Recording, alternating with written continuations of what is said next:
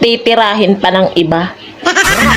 Nag-CR ako kanina pagkagising ko. Nung paghihi ko, sumama yan. Ikaw kasi kung saan-saan mo sinusuot.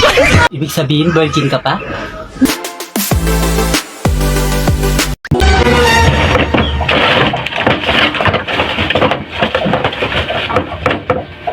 Ayun, saan ko ba nailagay yun?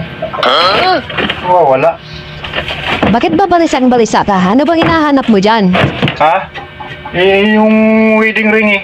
Nawawala. Hindi ko malaman saan ko nailagay. Oh, ito. Paano napunta sa'yo to? Paano mo nakuha to?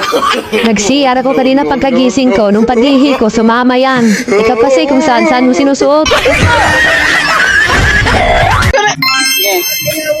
Pag ako naging jowa mo, napakaswerte mo.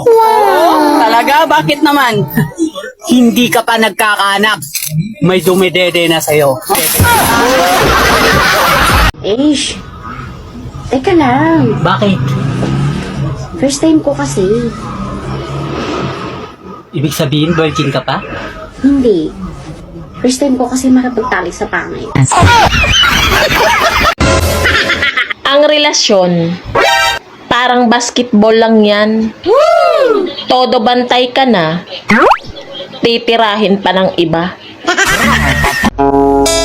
Hal, tapatin mo ako. Tanggap ko naman kung sasabihin mo lang sa akin ang totoo. Huwag kang magsinungaling. Sa 7 nating anak, si Junjun lang ang pangit. Sino ang ama niya? Ay, o siya, sige. Para magkaroon tayo ng kapayapaan ng kalooban, huwag kang magagalit, ha? Siya lang ang tunay mong anak. Di ba tayo mag-usap ng maayos? Oo, hindi pwede, hoy! Magpapaliwanag ako!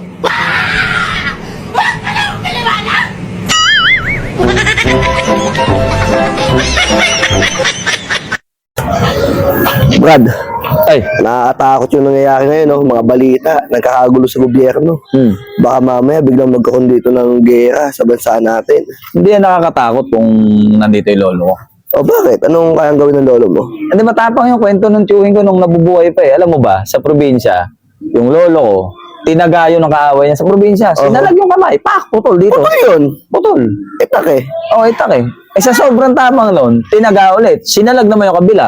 Putol. Wala na siya kamay. Wala na.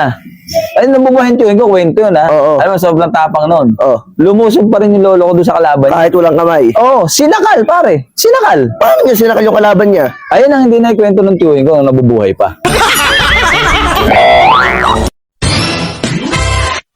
Naniniwala ako sa kasabihan na pag may away sa bahay, nakasilip agad si kapitbahay. Kining bay, unsa gani tawag sa pagkaon sa mga dato? Kuan bay, sutukil. Unsay sutukil? Ay, sutukil, good. Kanang sugba, tula, kilaw. Unya, kanang pagkaon sa pobre bay. Maunay gitawag og gipusil. Unsay gipusil? Gipusil, good. Kanabang ginamos, pugag sili. Unya bay, kanang pagkaon sa pinakapobre kayo bay. Maunay gitawag og gitook. Unsa go gitook? Gitook, good. Kanabang ginamos nga gitungtungan sa ok-ok. Oh, mahal, kumain ka na. Ayoko. Kumain ka na. Ayoko, tinatamad ako. Eto na lang, ulam lang. Ayoko, wala Masarap akong gana. to. Ayoko, wala akong gana. Unti lang, isa lang. Hindi nga, ayoko nga. Ay, iwi. Ayaw, di ma. Kumain ka magkasama mo, ah. Ang arte mo.